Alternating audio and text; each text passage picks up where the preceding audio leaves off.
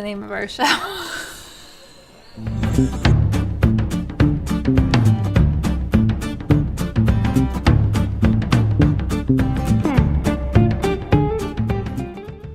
Oh man, hello everybody and welcome to The Large Glass. My name is Todd. My name is Terri. It's good to see all of you. This is our show where we bring you a new artist or art-related theme every week, and we talk about it in a chat with you, and we're excited that you're here. We have an awesome night planned. We do. So I think Very it's going to be a exciting. really exciting show. We're looking forward to bringing you an artist that we know you're going to love. What's new? A lot. Yeah? Yeah. Like what? Well, I'm really excited about our special guest because it seemed to come together in the past 48 hours. So Well, no, we knew we were going to we knew we were do gonna this do him. artist. That's true. Right? But But then to have him here. But to have him here was Yeah. like, quick. Super cool. Which is, we love that. Yeah. We love that. So that's why we have headphones on tonight. Normally you don't see us with headphones, but when we have a guest artist on the show, we need to do this so that we don't give you some giant feedback loop. There's Ben Hagenbush. Hey, Ben. And Mom. Hi, Mom. Nice to see you. People are starting to come in. That's Some good. people are starting to come in. So we got some business to do. We should start with some drinks. Yes. Right? As we always do. As we always do. So normally we pair our beverage with where the artist might be from, or sometimes even what the artist likes. And so I had reached out to, we could say who the artist is. We've been saying it the Sure. whole time. We So have been. tonight we have Mupan live in his studio with us. And I had reached out to Moo asking him, what's your favorite beer? Like, what do you like to drink? Because we'd like to join you on that. And he likes the Founders Imperial Lager, which is a fantastic beer, but the place I normally go to did not actually carry that right now. They said for them it's not in season. I'm like, come on, it's getting warm. Why wouldn't you have a good lager? Anyway, so we went with the Founders beer anyway, which is currently, wigging out on the green screen here. But we have the Founders All Day IPA. So, not exactly what Moo would drink, but hopefully it's enough of a good pairing. So I'm going to pour you one. There is no ASMR. There's no ASMR Yeah, on these. It thank pours you. so quietly. So quietly. And if you were on Instagram earlier, we went live for a few minutes to sort of just plug the show tonight, and you'll probably have seen that we were cheating. We were pre-gaming with some other beer. So Some who other knows beer. where this is going to go tonight. Oh, there's David Backus. Oh my gosh, he's here. And Dave Schmidt is here. Good. David Backus, of course, nice to see all of you, but it's nice to see you back, David. It's good to have you hanging out. We got a great artist for you tonight. Cheers to episode 41. 41. I think this is awesome. This is very cool. All right. Cheers to all of you. Let us know what you're drinking in the chat. I've had this a that's million nice. times. It's got like a fruity edge on it. It's an easy IPA to It drink. really is. It's like I a mean, it's like grapefruit. this is not a hoppy, heavy, fruity. I mean, it's got a little fruit to it. It's cheers, David. But it's very drinkable. It's, it's very easygoing. I like it. Okay, so let's see. Why don't we get some news going? Okay. You want to get down to that? Sure. So we got a few things to do. As you know, lately we have been a Stella Solstice Lager. Ooh. I haven't had that one. That's a good one. Or I mean, I haven't had it. I should try it. I've heard it's a good one. Let's do our featured supporter first. Okay. You want to do that? All right. So tonight, our featured supporter is Carolyn Thau. Hi, Pumpkin Audrey. How's it going? There's Memory Vessel. Good to see you guys. Gin and tonic for Audrey, of course. Carolyn Thau, thank you for following us from the beginning. Thank you for being an awesome supporter. We really appreciate you being here, even though you're not here right now. She'll probably pop in later. She's going to pop in later. Somebody tell her in the chat that, she was the featured tonight. Yeah. So thanks, Carolyn. All right. Let's quickly move on to news. And I love the news for tonight. So first of all, this is probably a familiar place for some of you. This is the Centre Pompidou, the Museum of Modern Art, essentially in Paris. And I've been there. It's a great place, but they are undergoing a major renovation. Now, this is not news to anybody that they're undergoing a renovation. Here's what is interesting, is they have planned to open an annex of the Centre Pompidou here in the United States in 2024 to help supplement the losses they're going to have because they're redoing the one in Paris. Now, you would think if I said to you, hey, guess where this is going to be? You'd be like, Manhattan, or maybe the best state in the United States. Or Queens, or Brooklyn. The very best. But no. The best. It's not in any of those places. It is actually in New Jersey. New Jersey. The Centre Pompidou in France is opening an annex called Centre Pompidou X Jersey City. That's right. In 2024. It's going to be fantastic. Now, of course, this building that you see is a rendering. It absolutely has none of the character and class of the actual Centre Pompidou. It's, pretty standard issue industrial building, Jersey City. I kind of think it's all right. Yeah, I think it's pretty cool. But I think we're totally going to jump on this. I think we should definitely go see that. There's Carolyn Thau. Hello. Carolyn, you just missed it. You were the featured supporter tonight. Yeah. So we just thanked you, and you popped on a minute too late, but thank you. So yeah, Centre Pompidou, Jersey City, New Jersey, coming in 2024, which is kind of an exciting thing. I think that's really, really cool. Yeah. So. And Jess Park is here. Oh, Jess Park is here. Yeah. Good. I'm sure John is here also. I'm assuming.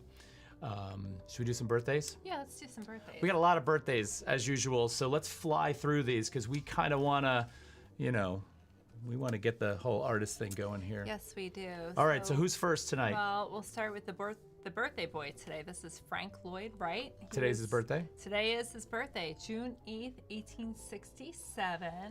Very Jesus, famous he's old. Architect, designer. You might know some of his most famous buildings like Falling Water. That was Falling Water there. Yeah. Okay. Yeah. Moving on. Anyway, it's his birthday today. Okay. This is Meta Voxborg Fuller. She was born on June 9th in 1877. She was what? Can I correct you on the spelling, on this pronunciation? And I don't mean to do that on the air. That's okay. But the only reason I'm doing this is I had trouble with the pronunciation of her name as well, and I just want to do it justice and get it right because I researched it. It is Medavow. Medavow Werrick Fuller. That sounds much better than the way I was pronouncing it. Yeah, so I don't mean to correct you on here. I don't mean to be disrespectful, but I just wanted to let you know. Warwick Fuller, right. She was born in 1877, focused on a lot of African-American sculpture. So got it. Her birthday is tomorrow. All right. Who's this guy? Now, you're probably terrified of the image I put up for the birthday boy. I'm not terrified of the image. This is Gustave Courbet. Yep. Okay. Yep. He was born on June 10th in 1819. He's a French painter.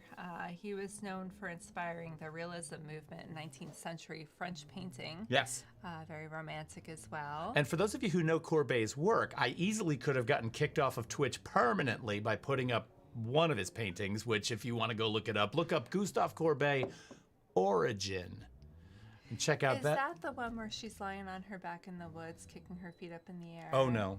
No. That's the one that the Barnes owns. No. Yes, So I decided to do the portrait of Joe. Rather than Origin. You can look up Origin on your own time. As exciting. If you're sensitive to any kind of images that might be, full frontal in your face stuff, well, don't go Google that. But we put up Joe for this. And I love his paintings, actually. I do too. Yeah, Courbet's. He's got a couple at the Barnes. Yeah. And they're very life-size and in your face and just like you said. So who's this? This is Julia Margaret Cameron. Yep. She was born on June 11th, 1815. She's a British photographer, portraits known for soft close-ups. I would think that you would like her quite a bit, considering that you're working a lot with cabinet card reference. Right yeah, now, no, these are hauntingly beautiful, and the work is really very strange to me. I went through a lot of her works. I think I have another one here. She really managed to capture these moments when her subjects were sitting for her that had this kind of real. And I don't know if she understood the way the medium worked as well as we do now, meaning that there is an automatic hauntingness to a cabinet card. But she seemed to capitalize on that, which was crazy. Right. Well, they're not nearly as stiff as portrait photography that were done for families. Right. This has like a softer edge to it. Yeah, for sure. Yeah. And then there's this guy. And there's this guy, and this is... Egon Schiele. Yeah. And he's an Austrian painter. He was born on June 12th, 1890. And we know him mostly for his figurative paintings, very erotic. You know, the thing about Egon Schiele is all of Egon Schiele's figures look like Egon Schiele. They do. I mean, this guy, look at his hair. Self-portraits. Everybody's a self-portrait. I mean, these two are both Egon Schiele. This woman kind of feels, there's kind of a lankiness to them that he kind of had. Yeah, there's like a tortuous twisting of their body. There's an appeal to this artist to a certain age group. I know a lot of young people really get into figure painting. Oh. And this is the entry door for them. That's interesting that you said that, because this week Jerry Saltz posted on his Instagram, name an artist that you loved when you first started looking at art, but you don't love them as much now. And when I think about that, it doesn't mean that I don't love them, but like I was thinking Klimt when I was a young girl. Klimt is another one that fits in that category. They kind of went hand in hand. Yeah. So when I look at Sheila's work, I think of Klimt and I think of that, and that was interesting that you mentioned that. Ben says love the hairstyle. Yeah, I totally agree. All right, moving on. We have genre. Thank you. You're welcome. Carolyn's going to correct me on that. No, it's genre. Good. Yes. June 12th, 1677, French painter known for Rococo style. Could not find a single image of a painting of this. Not that we'd find a photo of this painter, but not a single image of this painter. But, you know, some good, I hate to use the term junk painting, but I sometimes use the term junk painting. It's good stuff. Yeah, it's good stuff. Good stuff. I love this guy. Karl Blasfeld. Love this guy. June 13th, 1865. German photographer, sculptor too. Did some phenomenal close-ups of plants and fauna. Yeah, these are flora. beautiful. I mean, just in terms of the naturalist sort of illustrative approach to things, when you think about people like Ernst Haenkel, with all of that detail, his are so minimally abstract and beautiful. It really celebrates the shape in these. I love these. But yeah, Karl Blasfeld, happy birthday to you. Yeah. And then last but not least. Yes, also on June 13th, 1935, Christo was born. Christo was born. Known for his monumental arts. Monumental wrappings of things. Known for the gates in New York City. That was his most recent piece in New York City. This is the wrapping of the Reichstag Museum in Germany. And of course we can't mention Christo without mentioning his wife Jean-Claude. So, but it is his birthday. It's his birthday. So I don't mean to exclude Jean-Claude. Yes. And that's all the birthdays. And that's the birthdays that we have for today. So happy birthday to all of them. And we'll go from there. So moving on, we're just going to quickly talk about supporting. All right. So as you guys all know, as I've been repeating for weeks, we got a goal of 200 followers coming up, and we were generously donated a painting by Susan Stillman, who, again, we're still working that out, but it is coming, and the followers are coming slowly. So this is going to be in works for a while. But go check out Susan Stillman's work at Susan Stillman fineart.com. And you can see her work there. I'm not sure which painting we're getting. And you can also check her out on Instagram at Susan_Skill. I always stumble over this. That's okay. Every week. It's the alliteration of the S's, I think. Susan_Stillman_art. Thank you. On Instagram. Go check her out. You have an opportunity to win one of her paintings, which I think is super cool. Now, if that weren't enough, we're also on Patreon. So you can visit us on Patreon. You can sign up there. You can subscribe for a monthly thing just to help support the show. We have exclusive Patreon content that we're always posting there.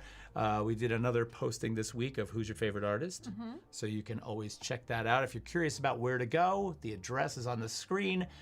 Thank you very much. We don't want to keep you hanging on too long for that because, and if you can't support us in any of those ways, tell friends. Tell friends to come watch the show. We got a lot going on here. I think we got some good things happening here. I think so too. Right? So tell your friends, send them a link. I Hate Username 67 says that was a great camera and portrait of Herschel. Huh. I think he had an autocorrect in there. I don't know. Not sure. All right. I think he's gonna correct that one. Anyway. Moving on. Unless that was the Subject of her one portrait. Who? Cameron's. Oh, yeah, camera portrait of her. Right? My bad. Oh, that's okay. My bad. I don't think we should have pre-gamed so we much. pre-gamed, so we're like, what? The photo, yes. See, he's in the middle of him typing. You're explaining it, and he's like, no, you got this. Yeah. So. All right. So, we got an artist tonight. Should we get ready? I told Moo that we'd be on at 8:20. Yeah. But we're a little early. We are a little early. But we got a lot to talk about. We have so much. I mean, I don't know. I think we got a lot to talk about. I hope we got a lot to talk about. Epic stuff. So, Amanda Toolin's here. Amanda Toolin's here. Hello. Good to see all you guys. It's nice to see the room filling up. This is awesome. Well, I think we should, kind of head over and maybe start talking about our guest artist for tonight. Would you like to do the introduction? I would. Oh, I didn't put the curtain up. He's sitting there. I forgot to put that. Hold on a minute. There. Oh. There's my curtain. Okay. All right. So quickly introduce Mr. Mupan for us, please. Well, we're delighted because we've been wanting to do a show on him for quite some time. And we were talking about it for a while. And Todd reached out to him through Instagram. He doesn't really check his messages, so we waited. He checks his messages, but I think I probably caught him at a bad time. But then we're like, you know what? We're going to do him anyway. So let's just, because there's so much to talk about with him. He's got a book out right now. His work was featured in a very popular film right now. So we were going to do him anyway because we were so excited. But then Todd got through to him, and like 48 hours ago, everything started colliding, and he agreed to come on the show, so we were super excited. She got so mad at me because I got to call you out on this one because you got mad at me because what happened. Okay, so to be clear, whenever we do an artist on this show that is alive, we reach out and we're like, hey, we're going to talk about you on the show, blah, blah, blah, blah, blah. And, like in the case of, say, somebody like Richard Serra, crickets. You're not going to hear anything from Richard Serra, right? Or people that are, like, I don't know. I mean, most of the time we don't hear anything from anybody. But in the past, we've had artists come on the show, like, remember Christina McKinnon? That was a great show. And then we had Michelle Mackey through the Brownstone Art, which was a great show. Parlor come on. All the stuff. Yeah, we had Double Parlor come on. So we find that our artist interviews online, the live ones, are so much more informative. They're so much more enjoyable because we get a view into their work. It makes it so much more accessible. And Moo and I got in touch with one another at the 11th hour, which I was thrilled about. But Terri was like, I'm not ready for this. No, at first I was like super excited, and I was like, wait a minute, what are we doing? But anyway, we're here tonight. He's here tonight. It's going to be a great night. Tonight we have, I'm going to set the scene. He was born in 1976, fellow Year of the Dragon baby. His name is Mupan. He is from Taiwan. He is with us tonight. He's been in the United States since 1997. He emigrated over here because he selected art school over the military. He went to School of Visual Arts. Yep. And he also taught there as well. BFA Still and does. MFA. Still teaches there. Todd's known him for a couple of years, so we are very proud to present Mupan. Hi, Moo. You might still be muted, buddy. I can't quite hear you yet.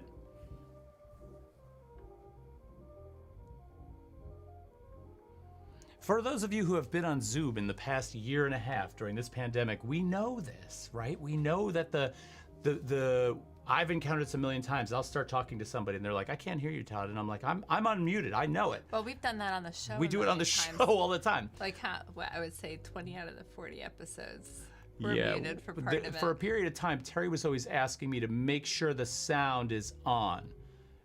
Because, you know, I can't hear you yet, Moo. It's not sure what happened there. I have nope, he's good. He's good. Not sure what's happening there.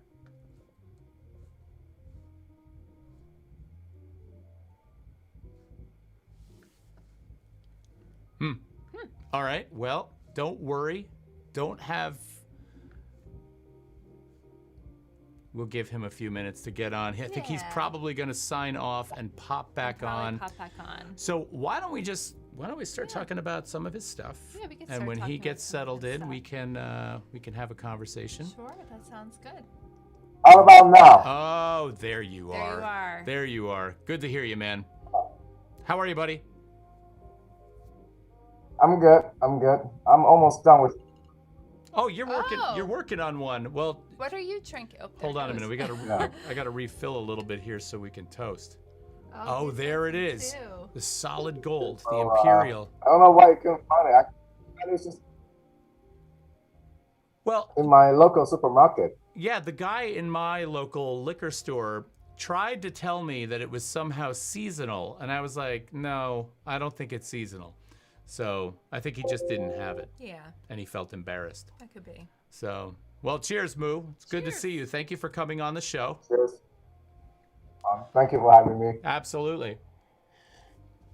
So we're excited to talk about your work, and I'm going to try my best to. So first of all, you have so much work. You have more work than anyone I have ever tried to go pull work from. It doesn't. I mean, I've never seen so much work, and on top of that, the work itself has so much going on in it that it becomes a feat, like especially technologically for this show, for me to get in and show you everything. But I think I've figured that out for tonight. So Moo, we're just gonna cycle through some images from your website that I've pulled and, kind of just get an informal chat going with you, if that's okay. So, all right, so what do we got here? Let's start off with this. We've got a couple pieces from the Wolves series, which I kind of thought was a good place to start. Yeah, so we were deciding which image to begin with, and this one seemed like a good representation of what you do, which is these very illustrative narratives. You're very big into storytelling, as you can see with some of the artwork. And in the Wolf series, you see these like epic battles going on. There's a lot of detail, very intricate. You see the wolves coming out, and then you see some references from pop culture. Like you're suddenly arrested by the sight of, wait a minute, is that John Wayne? Yeah, so let's talk about that, Moo. It's like, I love this reference to storytelling. And I love storytelling myself, just in terms of my work and in terms of how I sort of approach a lot of aspects of my life. But can you talk a little bit about how you've kind of come to storytelling, like what drove you into using this as your primary means of motivation for making work? Since I was a kid, I always joined. I always joined storytelling. My father used to sample the new drink for me. I just in story from my head, and I've been making the whole day. And actually, it's the only way to know about image making. Gotcha. It's kind of, your mic is breaking up a little bit on the computer. I know. I see that.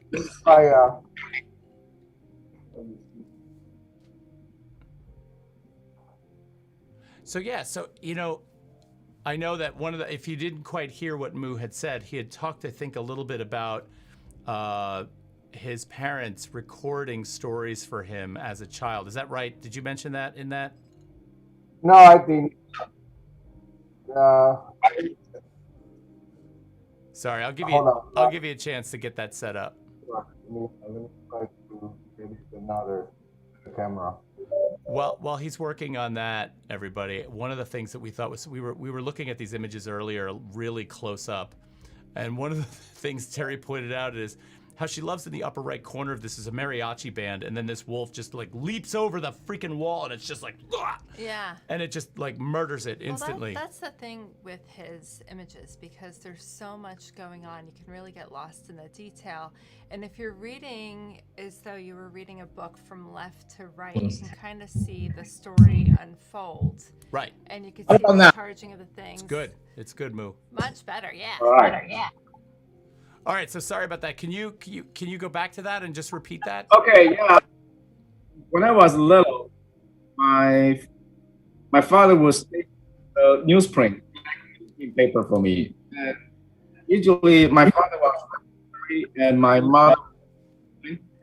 So I did just draw the storytelling images to entertain myself. You can do it all day long. Gotcha. Yeah, so I love these. I love. We kind of want to talk a little bit about the scroll as a means of storytelling as well, both traditionally and how you sort of came to it. But we've got a couple of images here, from the Wolf series. Is the second one from the Wolf series as well? Oh yeah, it is. Yes. Okay, so let's jump to the next one. Okay. All right, I want to pop over to this one. So this is the fourth image that we found on your website in that Wolf series. And I got to tell you, the first thing that just blew my head off, because you were talking a lot about manga, you were talking a lot about anime in some of the interviews and writings that I've read from you.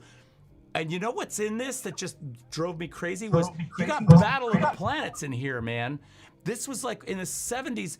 This was my all-time favorite show when I was a kid with G-Force and that ship. I loved, and I saw them in here. I couldn't believe it. Fire Phoenix. Yeah, exactly. I loved that. You made my day when I had never seen this one before, and that just absolutely made my day. And I hate username 67 is saying yes. That's Glenn.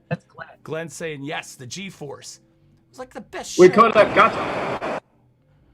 We're still having a little trouble with your mic. Is there any chance you could pop to your phone? Because that was actually really, really good when you were on it. I know it's much smaller. Okay, so then give me one more time. Give me one more time. Okay. Sorry about that. There are a couple comments going on here, so I just wanted to kind of go back here. Let's see. Ben says he has an awesome spectrum of colors, so vast, very nice. Moo cloned himself to make all that work. Yes. Yeah. And then Ben Hagenbush said, I love this guy already, all of the detail. Right. Audrey asks, are these pencil oil? And I think that's a good question for Moo. Yeah. I love what he says about oil paint, so I'm kind of excited to ask him that question. Yes. All right, I think this was step for the night. Oh my gosh, that is so much better. That is so much Sorry better. about that. No, it's all good. We got a lot of comments popping up already. One person wants to know if these are pencil, oil, like they're asking about what medium you're using when you're working. It's acrylic. The gesso wood panel.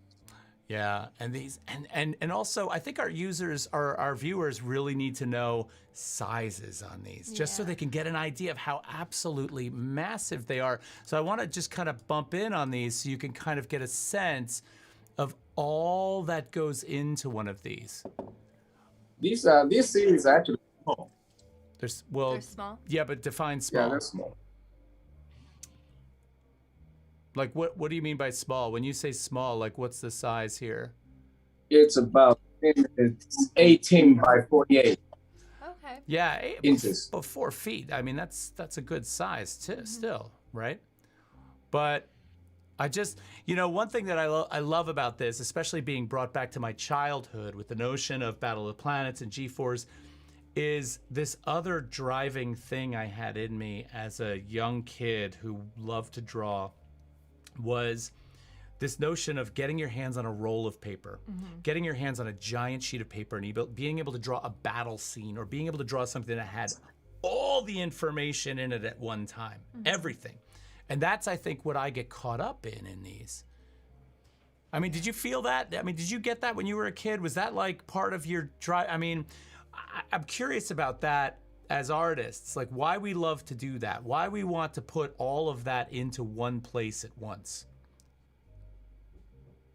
I think because it counts generally, because you want to say as much as possible, and then you only have one piece of paper there, and you want to do as much as you can, and then also you're like playing toys. Yeah. You just don't want to stop. You just keep going until you are okay. Time for TV. Right, because I would get them all out, right? Especially if it was action figures or the play sets and the toys, they would all come out at one time. Yeah. Like everything in one place. I love that. And you nailed her from G-Force. She looks great. So good. All right. So let's keep rolling. Let's keep rolling. We got to pull up the arc piece. Yes. All right. Yeah. So this was one of the first pieces I saw it's one of your more current pieces too. And there's It was about a year ago. About a year ago. a year ago. Yeah. And I think, like, I was reading a lot of commentary online about it because when I was looking at it, it looked like such a beautiful taxonomy of all these animals, and I was most interested in how they were so compartmentalized and so meticulously designed. But then there was like other commentary saying, look at the positioning, because some of them are very fetal-like. There were references to possibly slave ships, was somebody else's commentary. I noticed there were no humans in this at all, which was compelling considering the story of Noah's Ark. I like this version much better. But it's absolutely stunning. And it's one of those pieces that you could probably sit there for several hours trying to take it all in. Well, yeah, and Moo, there is in all of your imagery, or in a lot of what I'm seeing, not all of it, but in a lot of what I'm seeing, there is a beautiful side and there is a brutal side, like a really brutal side. There's also a really humorous side, though. Well, there's the humor, too. There's a lot of, like, humor into some of your pieces, like the last piece that we saw with the mariachi band playing in the corner while this is happening, and you could just see that wolf gun, and you could just almost hear the impact and it was so awesome. And when you're engaging all the senses like that, like you can hear it and you can feel that impact and all that stuff. That's powerful stuff. But talk about that for a minute. Like what this fusion of both a sensitive beauty. Right, this taxonomy involves a kind of, there's a beauty here. There's a care and a beauty in the way you execute an image. But at the same time, there's a brutality and kind of a, I'm not sure, but you get what I'm saying? Yeah. It just, if you want me to answer, I really don't have I can give you like exact answer Sure. about this piece. Pretty much just every time I work on it, and I feel differently.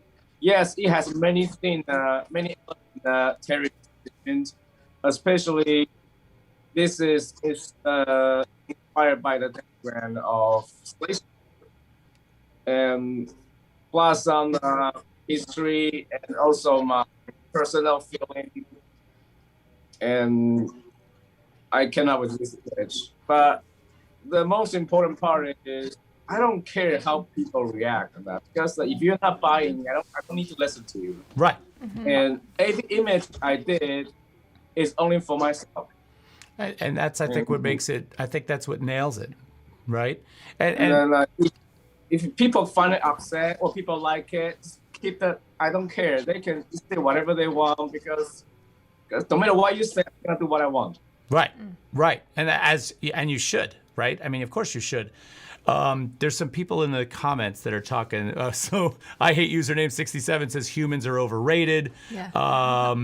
Ben Hagenbush is flipping out over your work. He just keeps commenting over and over again about it. He's just his head's blowing off. Pumpkin Audrey wants to know if the animals are tied up. It does look like some of them are. They are. Yeah, yeah. And there was one other. Usually, and also, they're images.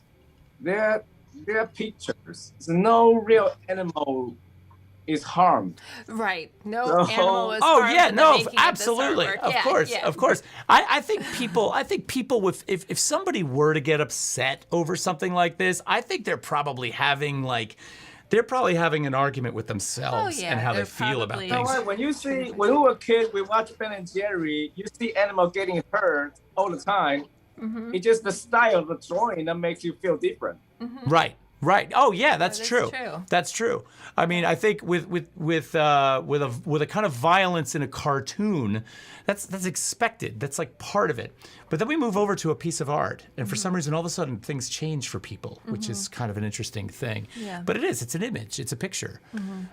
This is a really gorgeous piece, though. This really is. You know, I think going back to some of your earlier pieces have that kind of naturalist approach too. Like I see a lot of botanical stuff going on.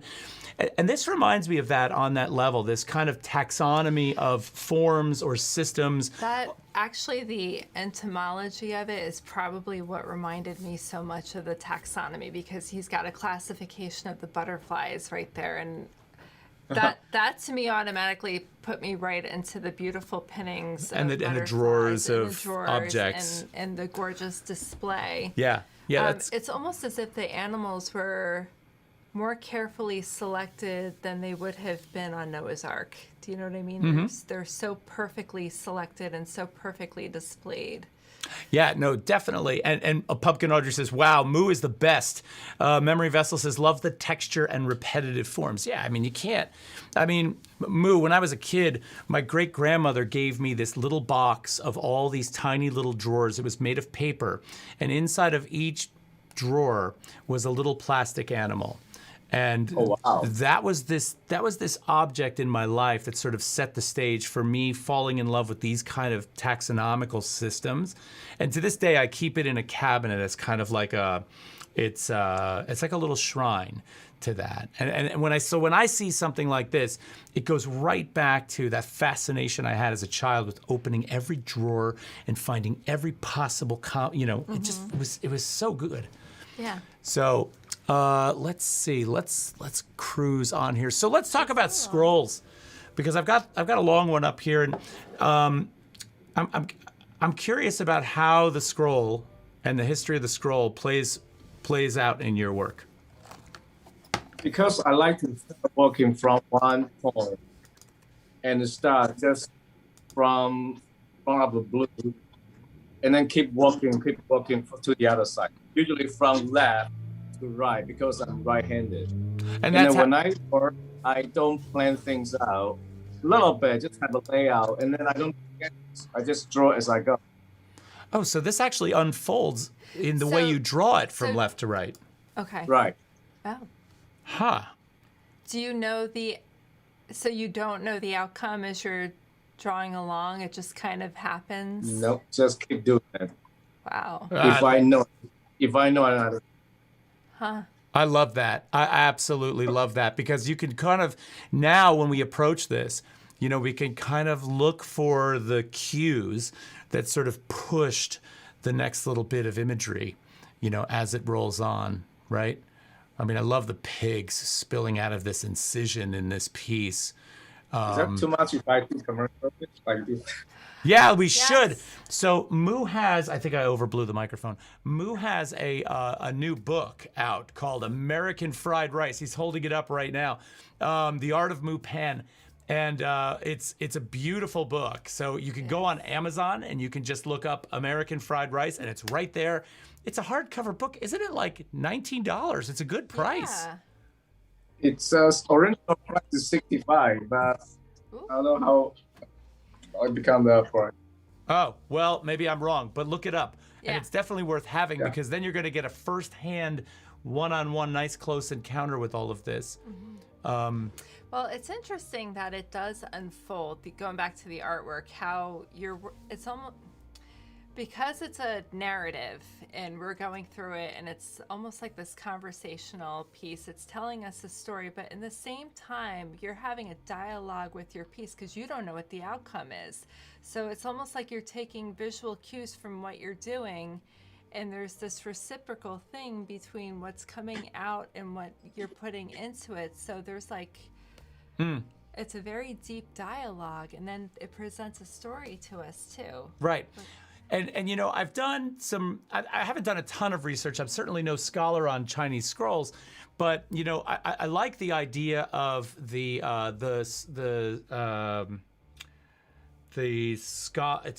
called Moo, correct me if I'm wrong, are they scholar artists or scholar writers? The master scroll makers. And one thing I thought that was interesting about the way in which as they became masters of this field, masters of their trade, they oftentimes would isolate themselves. They would remove themselves from society to go off and just work, right, later in life. And I was thinking a lot about the pandemic and how our work changed as we sort of met this isolation. And I thought about you and this connection to that kind of scroll work, and how it really must have been, a beautiful experience to kind of get into your work and have an opportunity to get into your work. Or am I totally off base? Well, the pandemic doesn't matter to me. I've been isolated myself for years. Gotcha. The only time I go out is to teach. To teach. Well, Yeah. I can totally believe that, because in order to make this kind of work, in order to pull off the volume of work you do, one of my favorite photos of you, Mu, that I saw on Instagram years ago is you at a tilted table working on a drawing. Okay. And your son is on your leg, like completely asleep as a baby. Yeah. It's a beautiful, beautiful picture. It has part 2. I just had another one. Yes, yeah, I know that. That's fantastic. Yeah. I did the same thing, but this time I use a foot rocking with. Aw. I put a dolly up And and then just rock it with my foot. and how old? He's 1 year and 3 months now. Oh, wow. Okay, so And then my first one is 8 years old. okay, so that's a good range, actually. You got a little break in there, maybe. And just it happened, and just happy. Some comments coming up. Let's see. I think. Wait a minute. Oh, I my hate goodness. username 67 says I think I got mine for $50. What are you talking about, Glenn? Oh, the book. Oh, the book. Yeah. Oh, okay.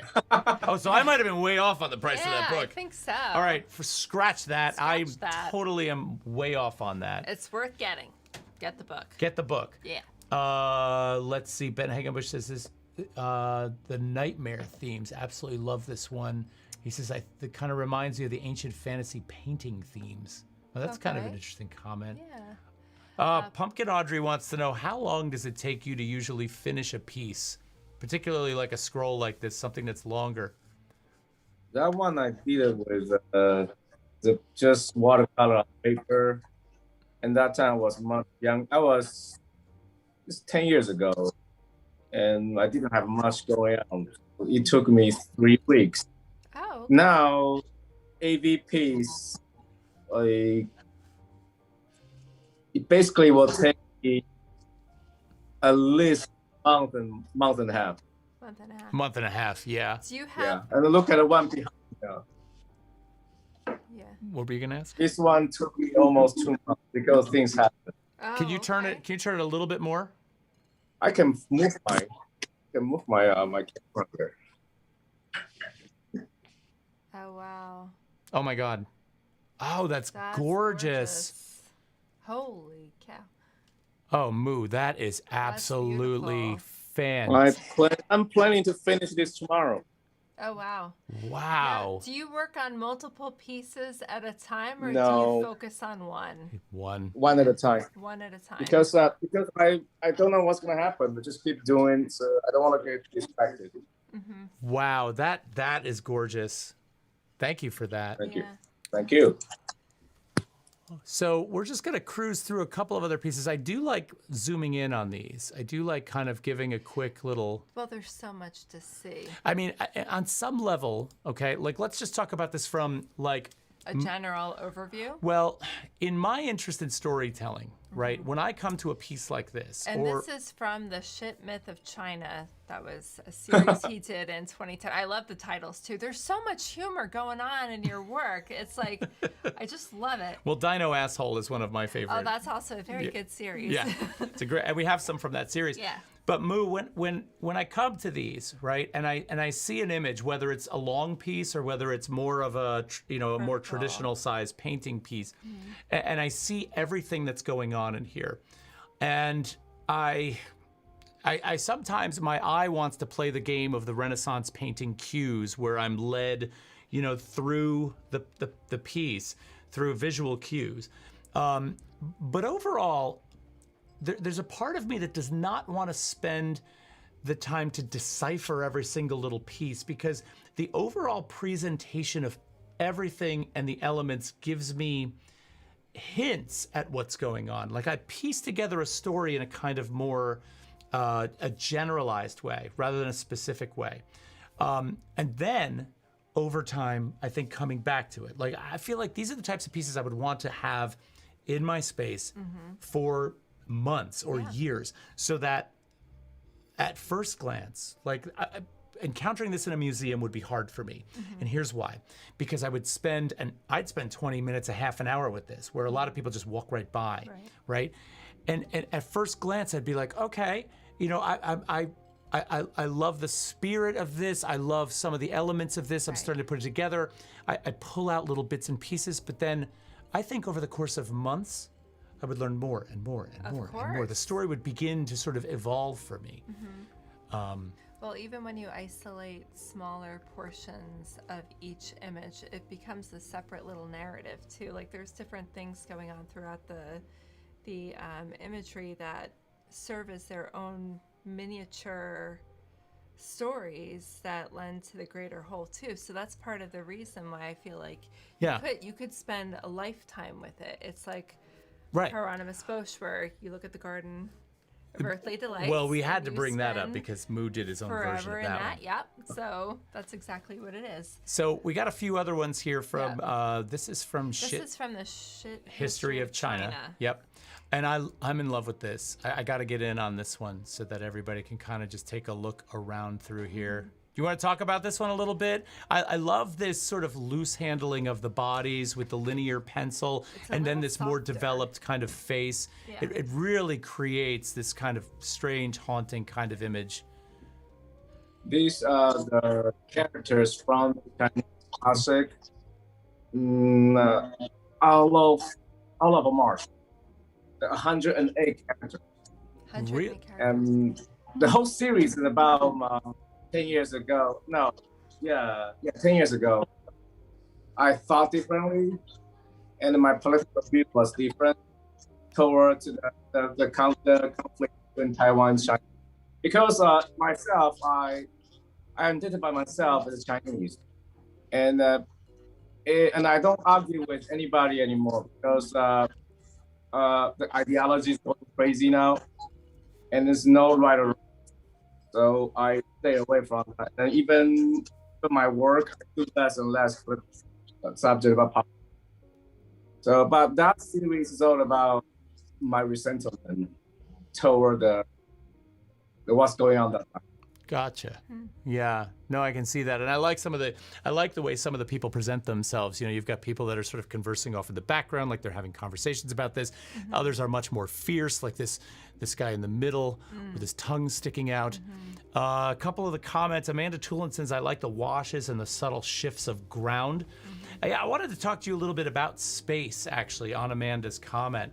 And this idea of how, you know, like when I look through your sketchbooks, there's this really interesting way in which you handle space. Like, what's the name of the sketchbook about the karate maneuvers again? Oh, is that Kabibble? The Bibble. Hold on. A Fubibble. What's that? Fubibble. Fubibble.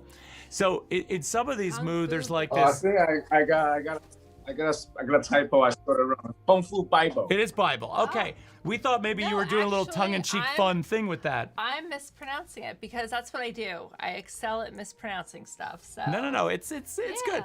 But in that, there's like no reference to space, right? You've got figures and you've got movement. In some of your other works, there's like a minimal. Yeah. I've got some pictures up here that I love. He's got it in his hand. He's got it right there. Can you hold it up again, Moo? Sure. Oh my God. Yeah, fantastic. I love that. So there's like this kind of like, you guys can see this, and we'll show you some pictures a little bit closer up too, but. Oh my God, that's fantastic. And these are all on his website too, which is they're so good. And he's got everything well categorized that you can go through his entire portfolio and spend as many hours on it. I could pull one of those up on the screen, but it's like, look at this. Yeah. So What I love is there is this sort of Sequencing. in some pieces you have a total non-reference to space. In others, there is a much more sort of perspectival reference to space. Like in some of the wolf pieces, like, of course, you're on a long linear piece, but there are sort of perspectives in walls and things. So there's a developed pictorial space there. But pictorial space in general inside of these types of works that are influenced by scrolls are very, very different, right? Especially when scrolls were meant to sort of be read in compact. They were never meant to be read fully open. They were meant to be sort of unfurled across the span. Am I right on that, or am I off the mark on that? What? I'm okay. Okay, I'm checking in. But space, pictorial space, is handled in such a different way. I don't know. Maybe I'm just saying things here that make no sense, but I'm just curious about how you think about that stuff. Like, how does that work for you? Because sketchbook it is right in front of me. And I like to draw with the spray pages because I don't like to do a single page. And then when it's right in front of you, you are more intimate with it. Yeah. And also drawing sketchbook and draw and then I work on the big panels. It feels like you're playing two different kind of sports. And if you're doing different kind of sports, you wear different kind of gear. So like you don't wear the football gear to swim. So it's like that. I love that. Yeah. Yeah, no, that makes sense. You don't wear the football gear to swim. I mean, I feel like in a painting, in a piece like this, in the sketchbook, this is really about. I love all the different movements in this. I love all the different references. Also, and no pencil, just straight with the brush. Oh, really? Oh, wow. Yep. So that's all freehand, straight up, no. Wow, Oh, man, wow. that's good skill. That's really fantastic. Very brave. I also like the occasional reference to the completely sliced off hand. Yes. Right? So this guy with his sword took out the guy with the semi-automatic weapon, took out the guy with the hand axe, took out the guy with the judo move. This is, again, the humor is here, right? I love that. But also there's this elegance, there's this poetic kind of like, Choreography. oh, that's such a good word. Yeah, Yeah. choreography. Yeah. Right. But yeah, it's really That's because the martial art movie I watched when I was younger. And this whole series is tribute to my favorite writer, Jia. It's a Hong Kong. We call that martial arts chivalry stories. He just died a few years ago, and then he influenced me tremendously. Storytelling or in my personality, everything. Oh, really? Yeah, I see you got a And heavy. it's all this move from his novels. Gotcha. And I see you have a heavy bag back there in the studio. So you're still. Oh yeah, that's for like when you sit whole day, you move a little bit. Yeah.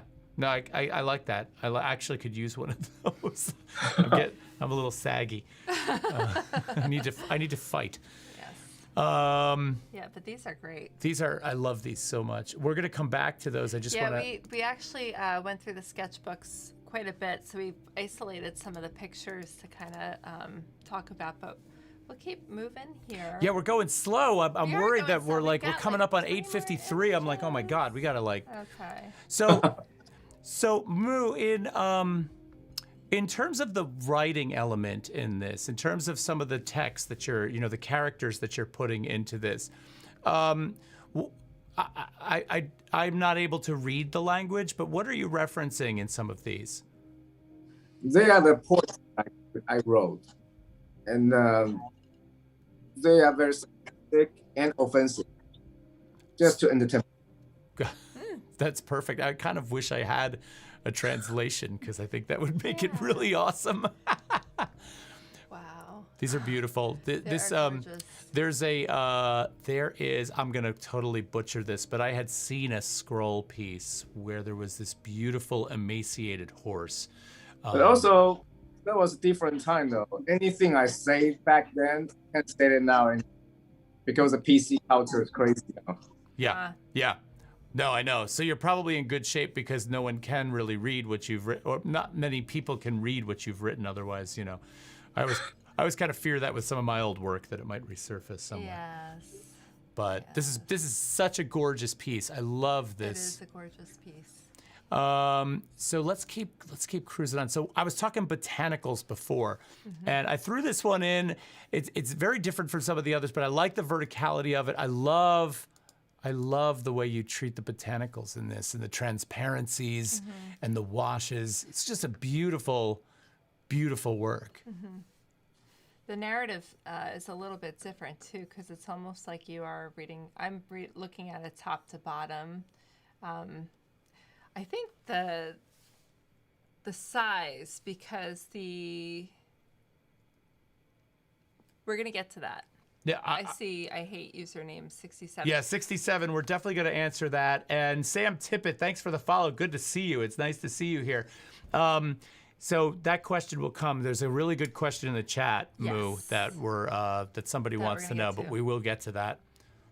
Yeah, but just the length, like with the scrolls, because it's not like a square. It's like a long, drawn-out process. So I think your eye takes it in differently, where you have to start from one side or top to bottom. So like with this one, my eye starts at the top and then it works its way down. With the scrolls, or the linear aspect, I start as I would read a book. Right. And I think if the size were a little bit different, you might take it in a little bit differently. Well, and I think that's a primary difference between Moo's work and a traditional Chinese scroll. When I said before that they're typically rolled up and they're meant to be seen in compartmentalized, scrolling by kind of ways so that the story unfolds. With Moo's work, I love the fact that it's wide open because that vastness, that totality of everything that's going on at once, that's what makes me so drawn into that. Yes. Is to sort of now take that all apart. You got to see this one. This one is just like, oh my God, I love this piece. This one is called Charcuza. Is it Charcuza? So let me just try to pull it up here. This is fantastic. It is fantastic. So what's going on with this one, Moo? I mean, I love the fact that you fuse the animal form with the human face, and that then they also seem to be more powerful than the pure humans themselves, who seem to be helplessly sort of, moving around through this. If this were some kind of battle scene, I feel for them, but there's definitely two sides, and I can't quite get my head around what's going on here, but I love this. I don't really have a specific story for that. The elements, the girl diver, I found them really interesting. One story. I don't know a story, just the fact of they were like that exist. And then I love the Yakuza movie. Well, even now, and I love the Yakuza tattoo style. So I put yeah, and I love the fact that you're not, I love the fact that you don't have a very specific story to plant on these, because that to me gives it that kind of added level of depth and allows me to kind of take it, to a different level, for myself. I think that's part of the wonder of it. Yeah, and this one seems to explode outward with the violence that's happening right at that. And that time I render more. What now my current style is still the same style, and I don't believe in style. And now it's just less rendering and more line work. Yeah, I noticed that some of the newer pieces were kind of going off in that direction, which is, I think, kind of interesting. I'm looking forward to getting to those. I think a reference to Hieronymus Bosch, since I'm going to pull up Garden of Earthly Delights now, is in order. And, I'm curious about how that painting, Hieronymus Bosch's painting, influenced you. And I mean, it's certainly, something worth talking about. But I have to say, I love yours equally as much, if not maybe a little bit better. For what it's worth. I mean, this is a brilliant piece. So can you talk to us about that, Bosch's painting and yours? It was a commission from a big collector of mine, and he's located in Madrid. So he wants to have another version of the Earth that by coexisting in Madrid. So he commissioned me to do this piece. And I've been redoing so many times because it's partially there. And when the word garden comes to me, all you think about is Bosch. And it's impossible to not get influenced by him. Yeah. And then I just put all my Bosch's away. I don't want to look at them. Not even Bosch. I even put Regals away. And so I just told myself, do the way you always do. From the corner. Do something you like them. So I started with Bruce Lee in the centerpiece. The very last bottom left corner, you see the Bruce Lee lying down a piece of the leaf. Yes. You see that? Yep. And jumpsuit from the Game of the Death. And that's how I started.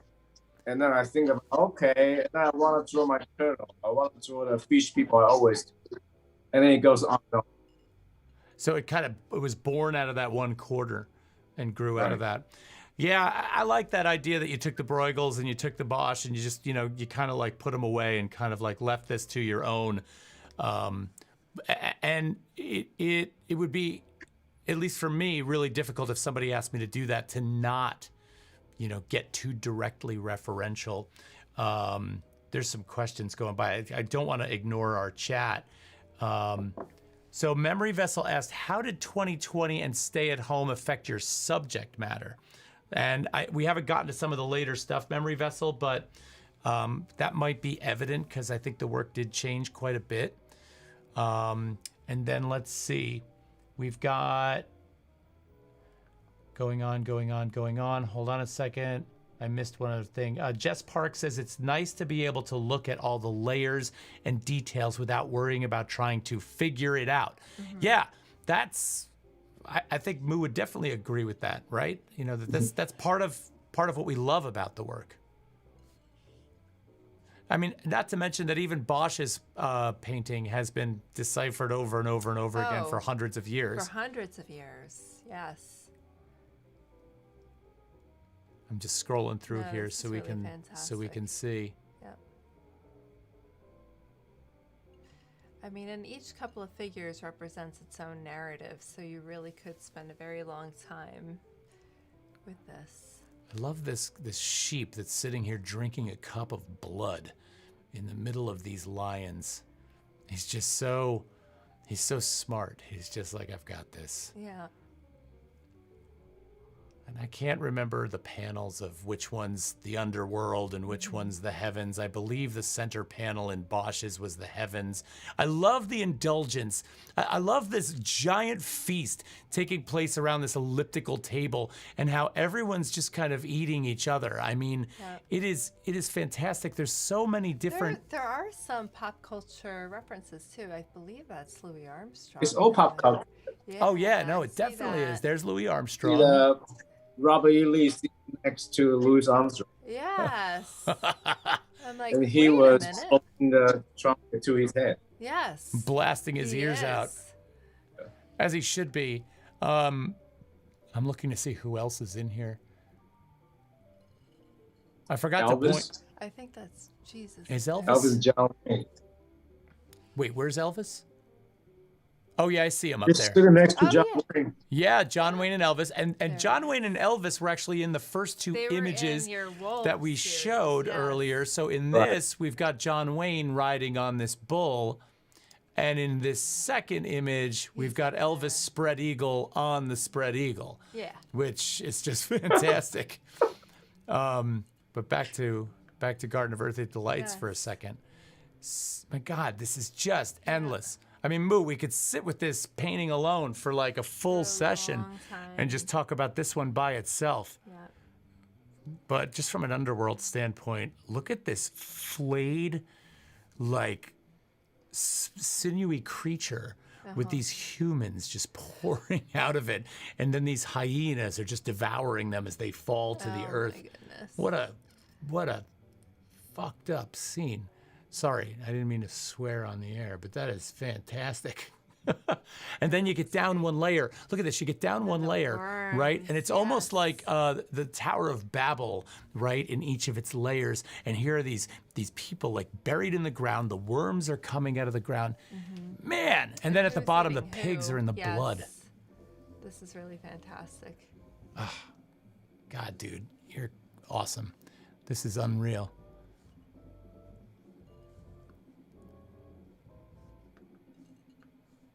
Robert E. and Louis. Yeah. Yep.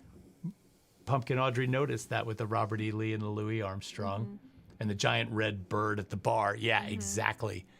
Exactly. All right. Yeah, so this is... We're all kind of like, I think we're all, normally we don't spend this much time like silent about a work, but we're like so fascinated with looking at it. It's just like, I love this mushroom creature sitting here. Is that a toadstool with breasts sitting? That's a really interesting guy. Moo, one thing I didn't touch on in any of this in terms of my slides tonight is some of the three-dimensional work you do. And okay, that's it's always been like a fantasy of mine to either do Hieronymus Bosch or someone like you where I could go through and create three-dimensional representations of each individual character in this because, my God, it could be fantastic. And I know that you've started to do that with some of yours. Like I saw some of the collaborations you did with some of the pieces, and they are really, really great things. And I feel like diving into all of that with you tonight would be too much to sort of comprehend in one shot. All right, let's keep moving. Let's keep moving. All right, so I had some other questions I wanted to ask you. Sure. Do you have one? Well, actually, there was one piece. I was wondering if we could load it last minute because this is the piece that was featured in the film. Oh, you want to put that up? Yeah, I was wondering if we could put this up. I can find it while we're talking about other things if you want to. So let me just show you where it's located. If you look over here, this is under latest. Okay. Yep. And if you scroll down, it's this. Oh, there. Right here. Okay. So Moo, can we talk about Midsommar? Of course. Okay. So for those of you who don't know, Midsommar was a movie that came out in, I believe it's 2019, right? Or was it? Right. Right. July 3rd, 2019. And Moo did the work, the artwork that was shown in several scenes, especially one of the most iconic scenes of this ceiling mural, which I'm going to find. Those ceiling murals are not mine. I only did the beginning. The beginning piece with the mural that we're going to show is like the opening. Oh, in the opening. Well, there was another piece of yours, though, in a scene where two of the people were talking in their house, and I saw the dinosaur piece was on the wall. Yeah. Right. I caught that as I was watching her. I'm going to get that piece. You fill in for me, okay? Yeah, so Can you do that? Midsommar, it's a psychological horror movie. It's gonna speak while you are looking at it. Yeah. That's when I got an email from the A24. They asked me the permission to use the image, and they told me that's Ari Aster's movie. And then I damn, Ari Aster! I just watched the Hereditary 2 days ago, and I told them use whatever. I'm not gonna charge anything. And is that how, through that generosity, then they tapped into you to do the other piece? Yeah, and then Ari Aster came to visit me. Oh, wow. That's fantastic. And then he asked me if I can make a opening mural for the movie. That's when I was still making the garden piece. Gotcha.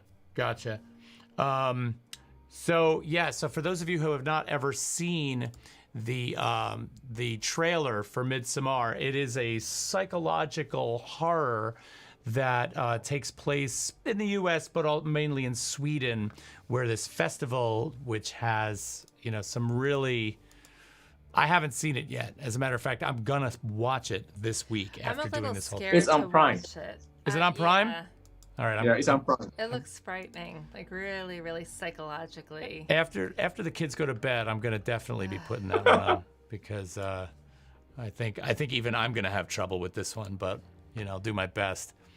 I'm working on getting that image up here, so just give me a second. I'm almost there. Almost there. Here it is. Yep.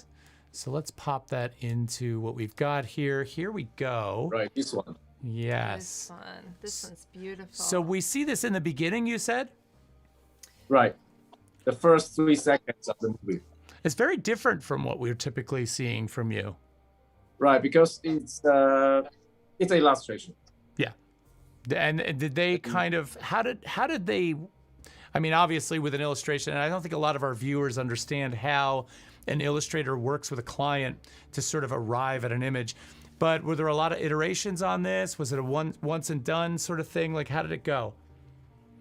He let me see the uncut footage first, the whole movie first, when it's still being edited.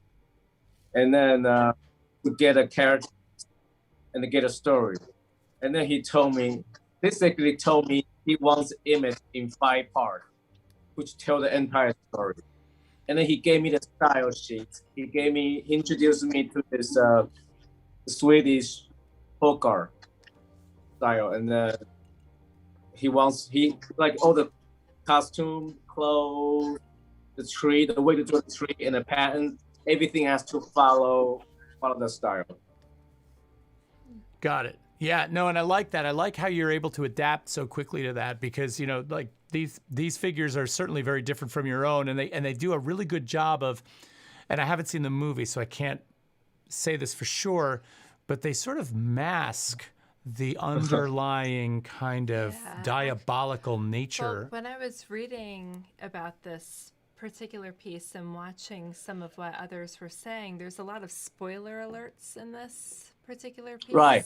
And it does come out with what happens. And if for those who've watched the movie, they go back and they actually refer to this particular piece. And then they find out more and more. They're like, oh, yes, this happened there and this happened there.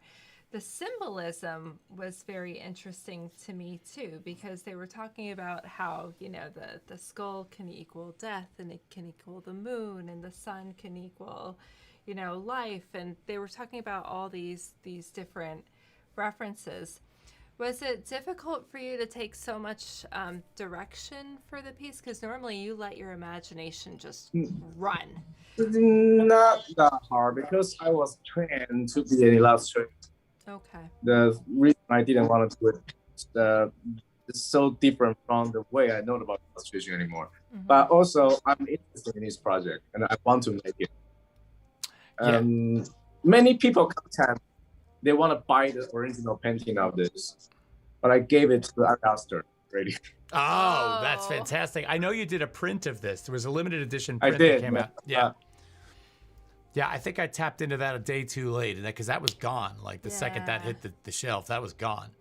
So I remember you talking about that too. Oh, Jess Park, I see your question there. Moo had mentioned earlier that it's about 6 weeks or so to finish a piece, a month to a month and a half to finish a work. So, well, I think I want to just quickly move through a few more images. I don't want to keep Moo on. I told him 9 o'clock. I'm going to blast through a few pieces so you guys can really get a glimpse at... Some of these are so epic. I mean, they're really beautiful. They're gorgeous. This is from the Dick series, I believe, right? Yeah, Dick. Right.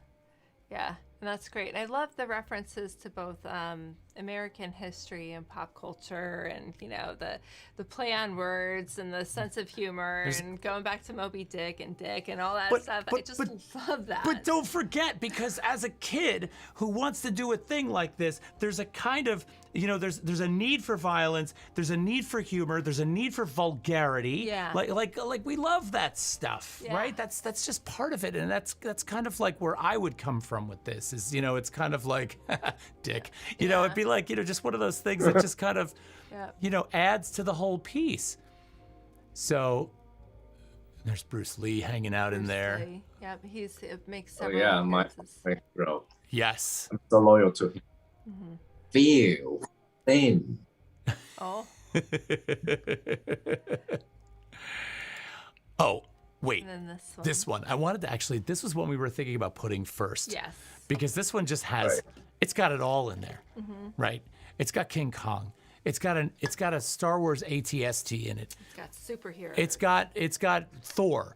Let's zoom in. Hold on. It has. Batman. Is that Easy Rider? It's Oh, that's Easy Riders on the ground. Evil Knievel. No. Vigilant. Yeah, Vigilante. Yeah, exactly. I see. Oh my God, everybody's in Superman, this. Everybody's Batman, in this. They're wearing Robin. Yeah, they're all in there. And they're on bicycles. This They is a brilliant piece. I love this Crusader guy with the burning cross. I love the Supreme sticker on the ATST and the Louis Vuitton logo. That's General Nathan. Ah, Nathan Forrest. yeah. Okay. And then he's facing Forrest Gump. Wait. Forrest Gump was his great grandson. Oh yeah. Oh, really? Forrest Gump. Yeah. Because Where? Nathan Forrest. Wait, where's Forrest Gump? Here sitting on top of the Star Wars vehicle. Oh, there he is. Oh yeah. Oh my God. Oh my goodness, with his box of chocolates. He does. Yeah. Oh, this is great. This is fantastic storytelling. As a kid who's just a total science fiction nerd, comic book nerd, this touches on so. Oh my God! Look at the stormtroopers down here. Mm-hmm. It says Black Lives Matter on them. It does. Oh, it's hard. It's so pixelated in our images. Yeah, that I'm that's hoping it's really coming cool. through. Trader Joe's logo. This is the biggest one we made so far. How big is this This piece? is the biggest one. 78 tall and 194 wide. 194 wide. Right, with the 4 panels put together. Oh my God. No assistant. Tiny brush. Oh my goodness. God. From the right side to the left side to the right. I love this one a little bit plain. Yeah. Silver Surfer. Oh my God. Mr. Rogers. And Mr. There's Rogers. Mr. Rogers. Oh my God. I love this piece. All right, let's keep going. Let's keep going. Let's keep going. All right, so I was curious about how your kids kind of worked their way into what you do and your work and your imagery and the thinking about how you make work. And I know that this one kind of comes out of that series a little bit, but as a dad, how did it change your art? How did it change you? In the beginning, I just want to make it softer because I have children. And later on, it goes back to your old self. You start like doing the balance and rubber. But I don't know, it changed. The thing is, I can't get to see what changed. I still work the same way like before.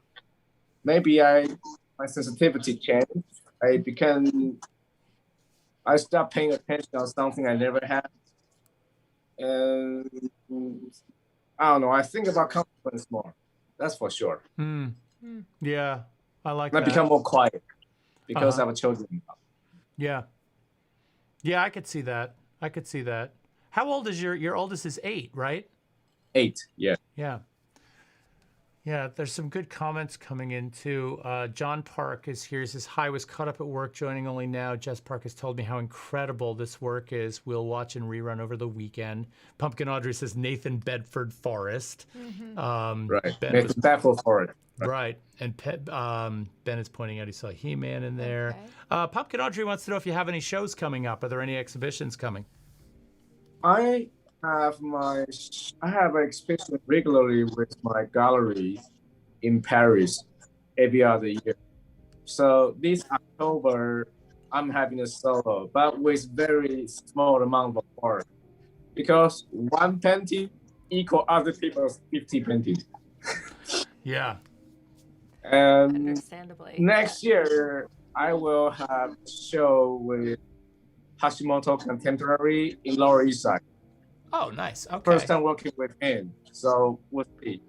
That And sounds currently, I'm working on a project with Netflix, which I cannot say much about it. Oh. It's from another big shot filmmaker.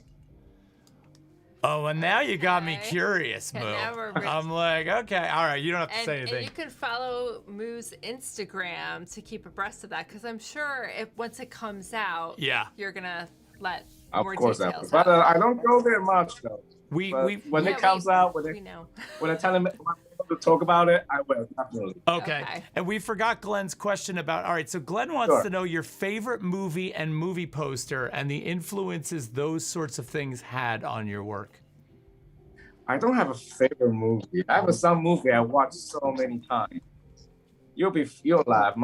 The movie I watched most, Goodfellas. Oh, that's a that's fantastic an awesome movie. one. Yeah. How am I funny? Yeah. Tell me how I'm funny. What am I? What, I make you laugh? What am I, No, clown? no. You and stop it a little bit. Shouldn't run the house. God, that movie was so good. I'm good. totally on board with that. That one and the Little Big Man.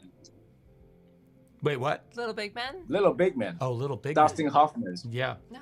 Okay. It's a story about a crazy horse as a white boy. Huh. Oh. I don't know. Not that. Crazy Horse, a Little Big Man. And then he killed. No, he didn't kill Crazy Horse. He's like a Forrest Gump in the West.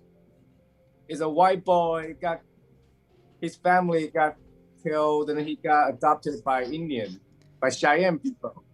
And then he grew up the Cheyenne and went back to the American society, and then went back and forth. And then he joined a civil war. He witnessed the battle of a Little Big One. Huh. It's a really good movie. Ben saying you know that movie, and I hate username 67 is saying great movie. So you're getting a lot. That's awesome. But were movie posters ever an influence for you, or Movie poster, I like those Japanese movie poster from 60s. yeah, Yojimbo, all those Kurosawa's movies, or those gangster movies. right. And of course, the kaiju movies. Yeah, I think Glenn was kind of like thinking that when he asked that Yeah. question. I think Glenn wants me to say that. Glenn, I love kaiju movie posters.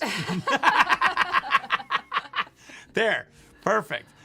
All right, here, let me just pump ahead really let's- quickly a couple here. more images. We've got a few sketchbook images in here, some this from one, I believe, involves. Someday Adventure. yes. See, that's about second kid. I didn't even do a live tour. They got a couple in here of those too. I love Yeah. this one actually. You're like sort of wearing the shark suit. Yes. I love that he's bandaged up too. I love the role the masking tape plays in the I sketchbook. really love the way that the masking tape looks, and Yeah, because I don't use pencil to begin. So if I fuck up, I tape it and then flip it over. I thought Oh. that. I was like, this is more than just some aesthetic thing. He's using that to help make corrections, which Yeah. that's but still, it works so well. And I like people ask me, does that mean anything? It's so artistic. No, I fucked up. But you are. It looks like yes.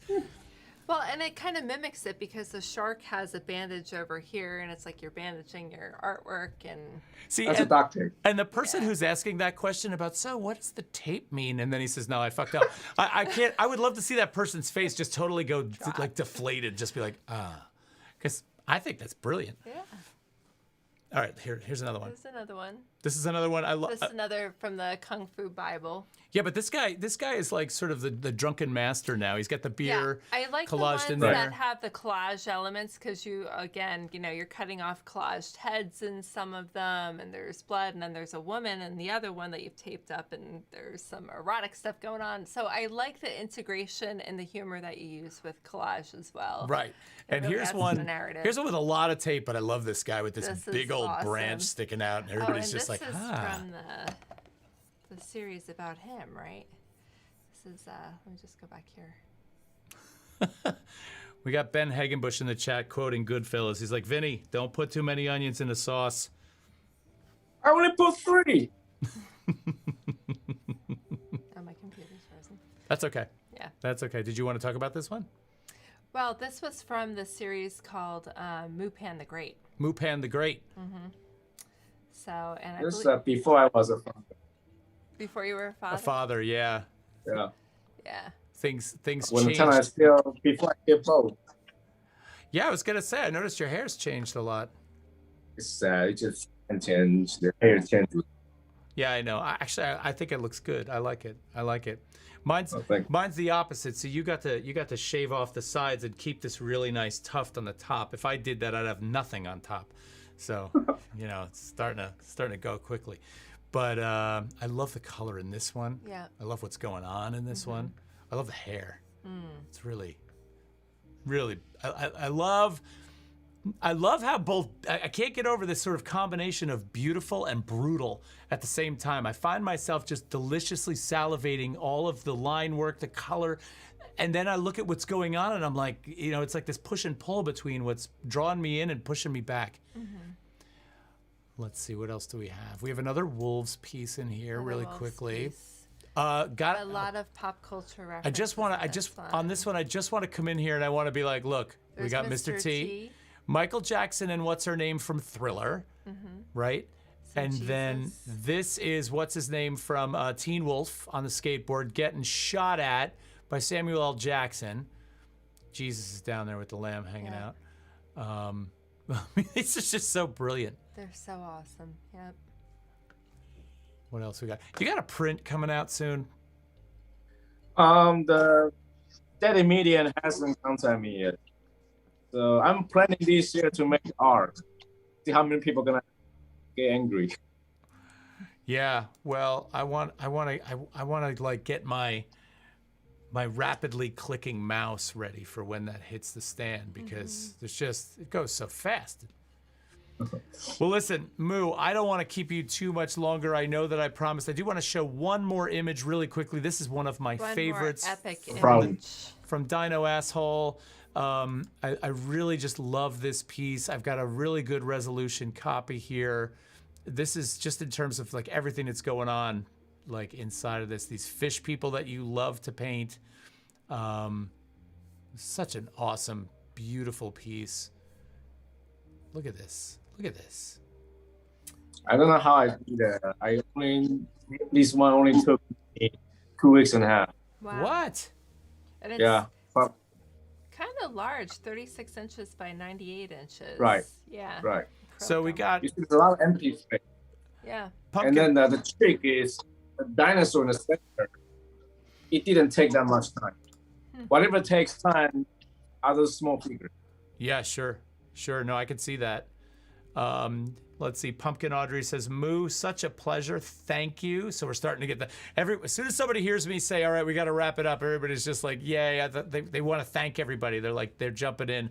But I got to tell you, Moo, this was such a treat being able to talk to you about this work.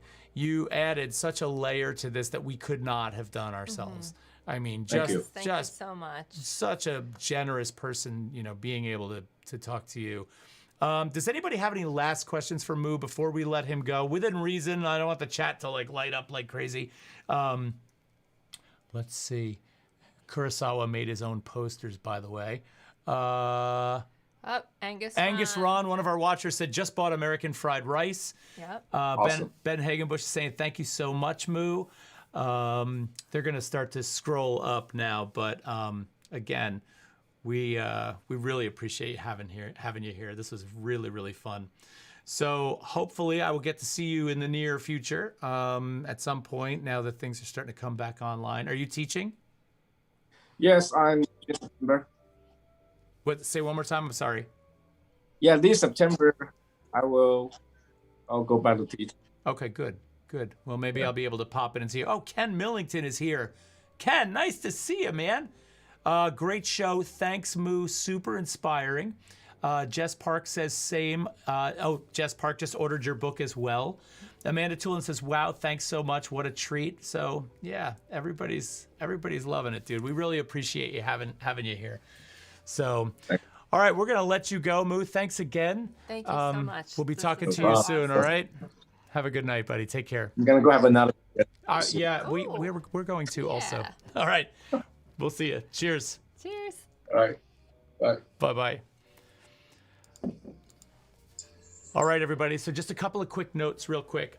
Next week, next Tuesday, just some final business before you all go. We're going to run the show early next week because we have a graduation to go to. So we cannot run the show at 8. But here's what we're going to do. We're going to run the show at 5 o'clock.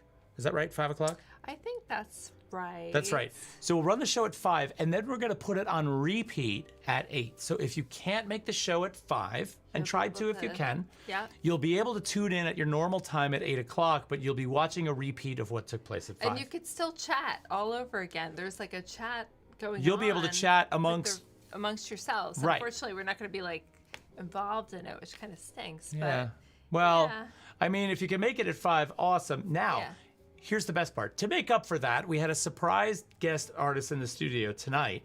And the week after, we have another one. And another fantastic one. Somebody you're going to love talking to and seeing their paintings. So we're super excited about that. Carolyn Thau says just ordered the book also. Oh, awesome. So Ben Hagenbush says, Todd, Terri, this is the best show yet. Ben, you say that every single show. So I'm glad we keep getting better, which is awesome. A couple more things in here. Amanda says, wow, thanks so much. What a treat. Wait, Memory Vessel says, Soatan, talk about you, eh? Why am I not? Can I read? Am I okay? Was there a typo in there? Oh, so we can talk about so we can talk about you. Yes. Yes. Like, I didn't drink that much. So we can. Yes. You're actually able to gossip about us. Yes. And I don't think we get to see that, actually. Actually, on Twitch, you can watch it again. I was lying. I was lying. I wanted them to say stuff that they didn't think we'd see. We have no idea what you're saying, so yeah. All right. Well, anyway, you guys, we're really running over tonight. Yes, we are. I'd like to say thank you to all of you. I hope you enjoyed this. Again, looking forward to seeing you next week. And thanks. I hope you had a good time. Yeah. So cheers. Cheers. And I got to go find my button. All right, everybody. Have a good night. Thanks again. Take care. Night.